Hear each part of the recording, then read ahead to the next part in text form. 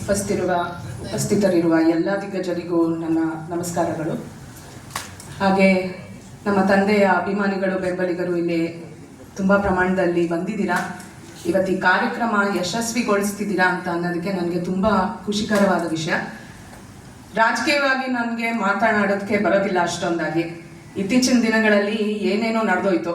ಡ್ಯಾಡಿದು ಸ್ವಲ್ಪ ಹೋದ ನಂತರ ಕೆಲವು ಬದಲಾವಣೆಗಳನ್ನ ಎಲ್ಲರೂ ಅವ್ರವ್ರ ರೀತಿಯಲ್ಲಿ ತರೋಂಥ ರೀತಿಯಲ್ಲಿ ನೋಡೋದಕ್ಕೆ ಪ್ರಯತ್ನ ಪಡ್ತಾ ಇದ್ದಾರೆ.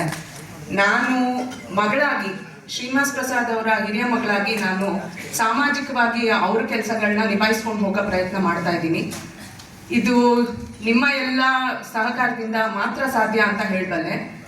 ಮತ್ತೆ ಮುಂದಿನ ದಿನಗಳಲ್ಲಿ ನಮ್ಮ ತಂದೆದು ನಾನು ಸ್ಮಾರಕದ್ದು ಉದ್ಘಾಟನೆದು ಒಂದು ವಿಷಯ ನಿಮ್ಮ ಹತ್ರ ಹೇಳಿದ್ದೆ ಒಂದ್ಸಲ. ಆಗಸ್ಟ್ 6ನೇ ತಾರೀಕಿಗೆ ಅವ್ರದ್ದು ಸ್ಮಾರಕ ಉದ್ಘಾಟಿಸ್ತೀವಿ ಅಂತ ಹೇಳಿದ್ವಿ. ಬಟ್ ಅದು ಒಂದು ಕಾರಣಾಂತರಗಳಿಂದ ನಮಗೆ ನಡ್ಸ್ಕೊಳಕ್ ಆಗ್ಲಿಲ್ಲ ಇವತ್ತು. ಅದಕ್ಕೆ ನಾನು ಕ್ಷಮೆ ಕೋರ್ತಾ ಇದ್ದೀನಿ. ಮತ್ತೆ ನಂತರ ಇನ್ನು ಮುಂದಿನ ದಿನಗಳಲ್ಲಿ ಒಂದು 2-3 ತಿಂಗಳಲ್ಲಿ ಅದ್ರ ಸ್ಮಾರಕದ ಉದ್ಘಾಟನೆ ಬಹಳ ಎತ್ತರ ಮಟ್ಟದಲ್ಲಿ ನಾನು ಮಾಡೋದಕ್ಕೆ ನಾನು ನಿರ್ಧಾರ ಮಾಡಿದ್ದೀನಿ. ನೀವೆಲ್ಲರೂ ಸಹಕಾರ ಕೊಡ್ತೀರಾ, ಅದನ್ನ ಇನ್ನೂ ಹೆಚ್ಚಿನ ರೀತಿಯಲ್ಲಿ ಭಾಗವಹಿಸಿ ಎಲ್ಲರೂ ಅಲ್ಲಿ ಬಂದು ನಮ್ಗೆ ಆಶೀರ್ವದಿಸ್ತೀರಾ ಅನ್ನೋ ನಂಬಿಕೆ ನನಗಿದೆ. ನಮ್ಮ ತಂದೆಯ ಒಡನಾಟ ನಮ್ಮ ಜೊತೆ, ಕುಟುಂಬದವ್ರ ಜೊತೆ ಇವತ್ತು ಹಂಚ್ಕೊಳ್ಳೋದಕ್ಕೆ ನಾನು ಇಷ್ಟಪಡ್ತೀನಿ. ಯಾಕೆಂದ್ರೆ ರಾಜಕೀಯವಾಗಿ ಇವತ್ತು ಎಲ್ಲರೂ ವೇದಿಕೆ ಮೇಲೆ ಇದ್ದ ದಿಗ್ಗಜರು ಎಲ್ಲರೂ ಮಾತನಾಡಿದ್ದಾರೆ. ಸೊ ರಾಜಕೀಯವಾಗಿ ನಾನು ಮಾತಾಡೋಕ್ಕೆ ಇಷ್ಟಪಡಲ್ಲ. ಅವರ ಹಿರಿಯ ಮಕ್ಕಳಾಗಿ, ಕುಟುಂಬದ ಪರವಾಗಿ ನಾನಿವತ್ತು ಬಂದು ಈ ಕಾರ್ಯಕ್ರಮದಲ್ಲಿ ಪಾಲ್ಗೊಳ್ತಾ ಇದ್ದೀನಿ.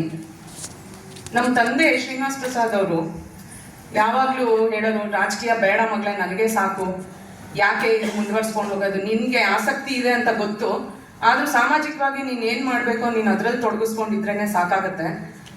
ರಾಜಕೀಯವಾಗಿ ನಮಗೆ ಯಾಕೋ ನನಗೆ ಇದರಲ್ಲಿ ಬೇಸರ ಬರ್ತಾ ಇದೆ.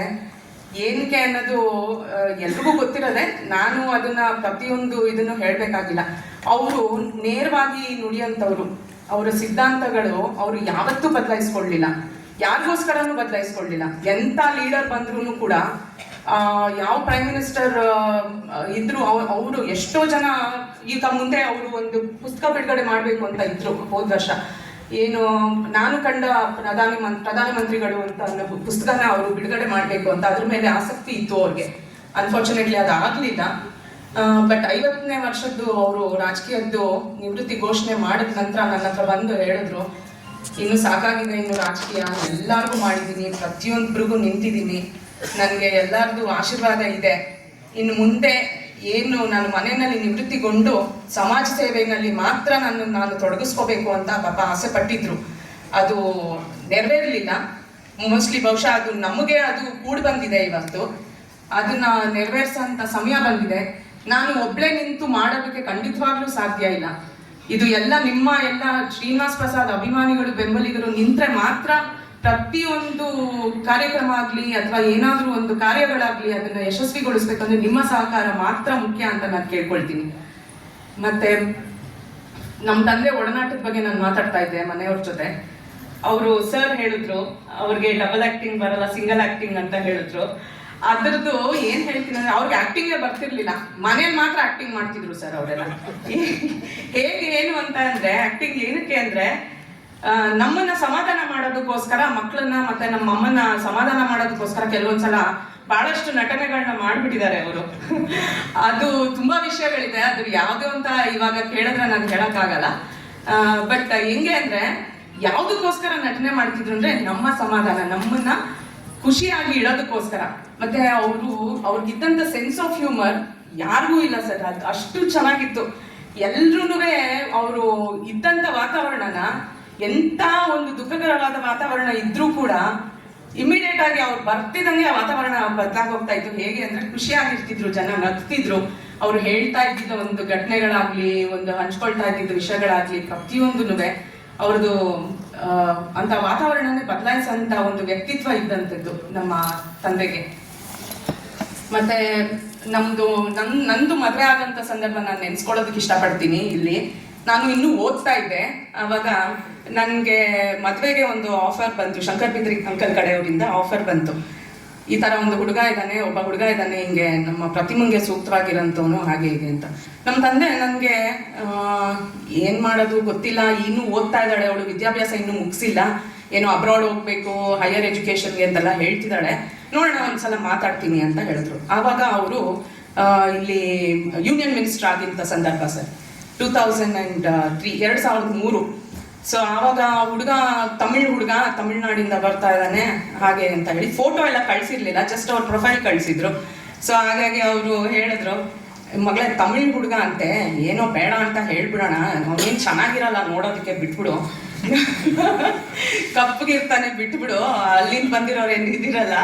ಸೊ ನಾನು ಸುಮ್ಮನೆ ನಿಮ್ಮ ತಾಯಿದು ಒಂದು ಇದಕ್ಕೋಸ್ಕರ, ನಾನು ಸಮಾಧಾನಕ್ಕೋಸ್ಕರ ನಾನು ನಿನ್ನ ಅಲ್ಲಿ ಕರ್ಕೊಂಡು ಹೋಗ್ತಾ ಇದ್ದೀನಿ ಅಂತ ಹೇಳಿದ್ರು. ಅಲ್ಲಿ ಹೋದ್ರು, ನಮ್ಮ ಯೋಗೇಂದರ್ ಅವರು ಇಲ್ಲಿ ಇದ್ದಾರೆ, ಅವರು ಸೂಪರಿಂಟೆಂಡೆಂಟ್ ಆಗಿದ್ರು, ನಮ್ಮ ಮನೆಯವ್ರದ್ದು ಸೂಪರಿಂಟೆಂಡೆಂಟ್ ಆಗಿದ್ರು ಅವಾಗ.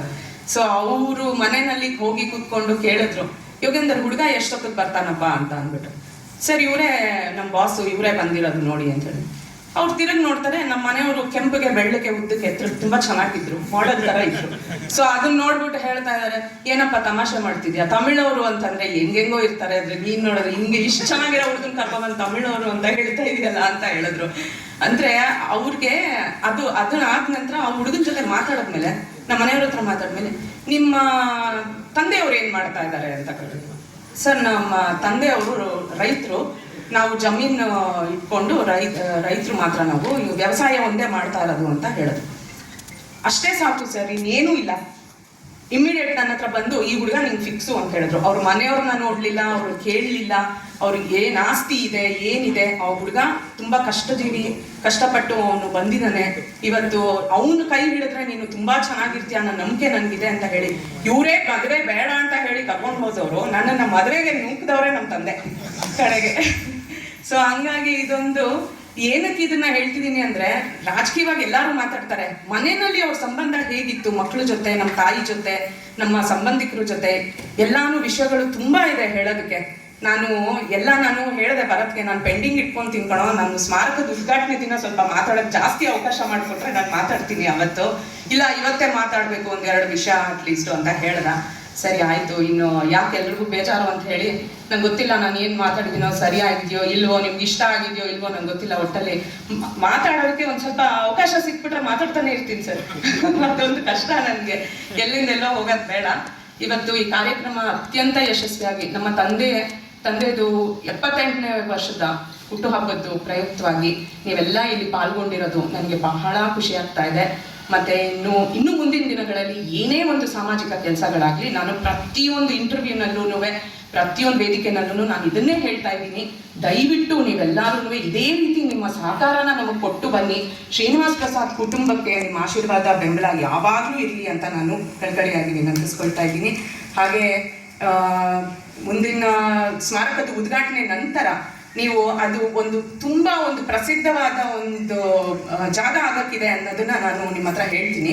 ಯಾಕೆಂದ್ರೆ ಅವ್ರಿಗೆ ಬುದ್ಧಿಸ್ಟ್ ಇದರಲ್ಲೇನೆ ಎಲ್ಲಾನು ಮಾಡ್ಬೇಕು ಅಂತಿತ್ತು. ನಮ್ಮ ಮದುವೆಗಳಾಗ್ಲಿ, ನಮ್ಮ ಕಾರ್ಯಕ್ರಮಗಳಾಗ್ಲಿ ಎಲ್ಲಾನು ಬುದ್ಧಿಸ್ಟ್ ರಿಚುವಲ್ಸ್ ಅಲ್ಲೇ ನಡಿಬೇಕು ಅಂತ ಹೇಳ್ಬಿಟ್ಟು ಹೇಗೆ ಆಶಯ ಪಡ್ತಾ ಇದ್ರು, ನಾನು ಅದೇ ರೀತಿ ಅವ್ರದ್ದು ಸ್ಮಾರಕನ ಯಾವ ರೀತಿ ಮಾಡಿದ್ದೀನಿ ಅಂದ್ರೆ, ಸಾಂಚಿ ಸ್ತೂಪ ಅದು ಮಾದರಿನ ನಾನು ಮಾಡೋದಕ್ಕೆ ಪ್ರಯತ್ನ ಪಟ್ಟಿದ್ದೀನಿ ಸರ್.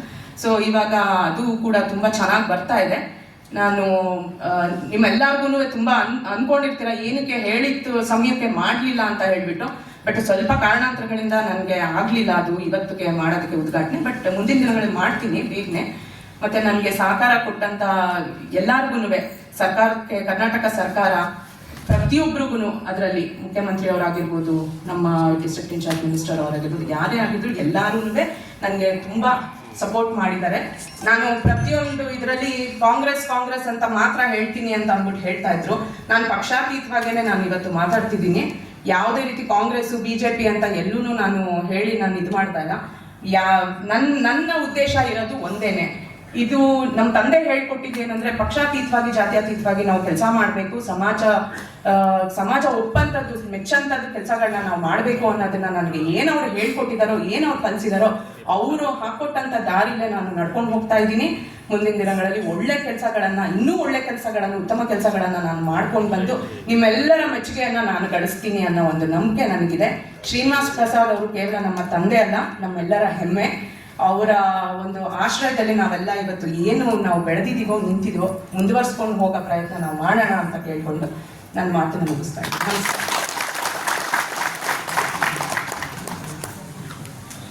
ನಮಸ್ಕಾರ.